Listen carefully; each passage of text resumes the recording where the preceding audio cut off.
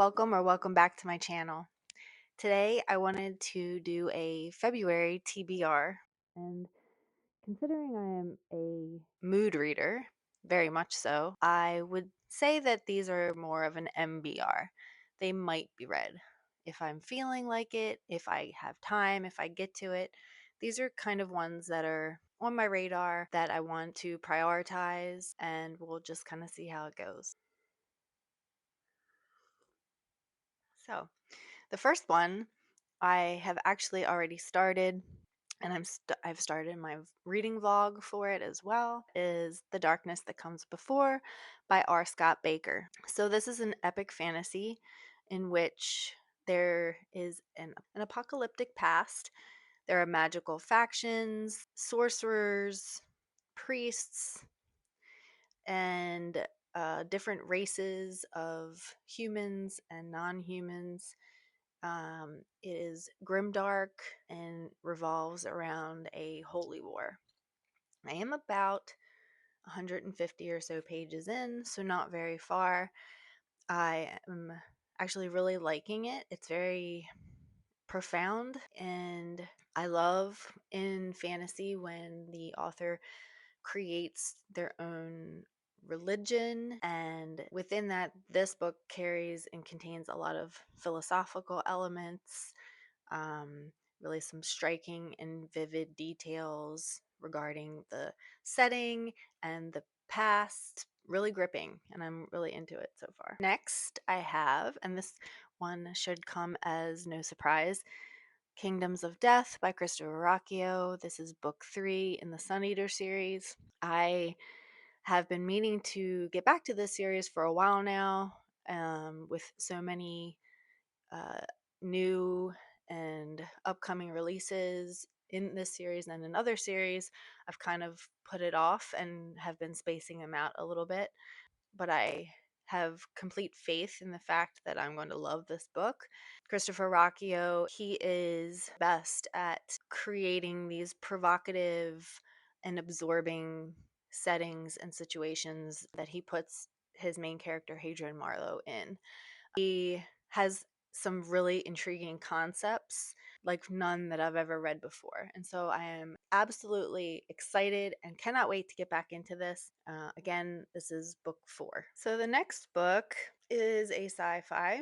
It is The Abyss Beyond Dreams by Peter F. Hamilton. This is a new haul for me, and it will actually be appearing in a book haul for January coming up. But this revolves around a void, a mysterious area of space with hugely destructive capabilities. Apparently, within this void, the laws of physics are different, and there's magic and mental powers. It actually takes place in the year 3326. This is a pretty big book. It's, yeah, almost 700 pages. I have not read from Peter Hamilton before, but I'm familiar with the name, so I am excited to get to this one. Next, just to kind of switch up the genres that I am delving into, as I like to mix it up a little bit so that I don't get burnt out in one specific area, I may pick up Labyrinth by Kate Moss. This is a historical fiction slash fantasy. I believe this one kind of revolves around the Holy Grail. There are two timelines, 1209 and 2005. It has been compared to the Da Vinci Code. It looks pretty intriguing. I've also heard it compared to Outlander. It looks like there are about, 700 pages or so, give or take, a little less.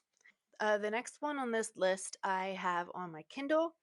It is The Haunting of Maddie Clare by Simone St. James.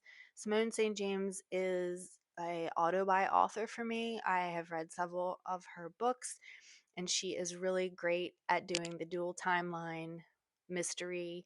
This book apparently is set in the 1920s, and there is a ghost hunter and a vengeful spirit, which is kind of on point for the books that she tends to write, which are usually pretty thrilling. and unexpected, which I love in a good mystery. The last book that I wanted to talk about, I also have on my Kindle, and this is book 2 in a series. It is Of Darkness and Light by Ryan Cahill. And this is the Bound and the Broken series, which I have heard many of my other booktuber community friends talking about and just gushing about how much they have enjoyed this wild ride that he is sending people on. It is, from what I understand, a updated take on your classic fantasy. I did read book 1 earlier last year. I believe it was in April last year, and I really liked it, and I heard that actually as the series continue it gets better. I actually wanted to add one to this list that I forgot about, and I wanted to add after having a conversation with Josh from Red Fury Books about Stephen King and his short stories. And he did mention that one of his favorite short story collections by King is Night Shift. And I had forgotten that I actually owned this. And so I hope to in between the bigger books, maybe include one of these short stories in between. Just kind of mix things up and see what he has to offer. Apparently, this collection is really well done, and apparently, from what Josh says, King really shines in his short stories. I personally have not read many of King's short stories, and so I am very interested to see how I vibe with these. So yeah, Night Shift by Stephen King. So yeah, so those are the books that I hope to may get to in February. I would love to see what is on your TBR.